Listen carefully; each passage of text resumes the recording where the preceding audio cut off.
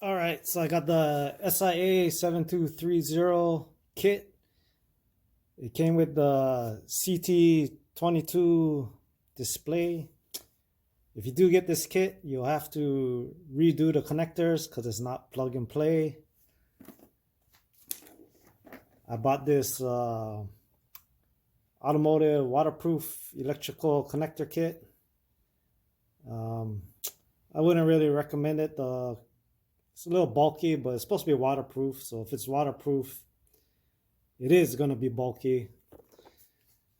I bought this crimper tool for it. It's not really all that great. I wouldn't recommend this either.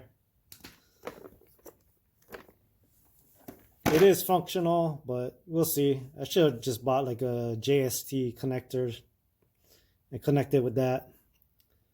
Like I said, you do have to rewire everything.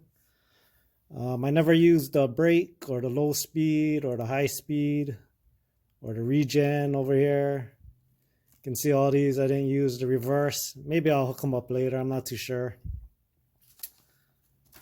But basically, yeah, you got to rewire everything. I'll throw up a picture of how I rewired it and everything in case you're having trouble trying to wire this kit up. You also need to get a DC to DC converter if you want to use that display. Display seems pretty good. There, I got it hooked up. I gotta reprogram it a little. It's showing kilometers per hour, and I gotta change the battery function to set up for a 72 volt battery. Right now I got it hooked up to a 60 volt battery, but just for testing purposes.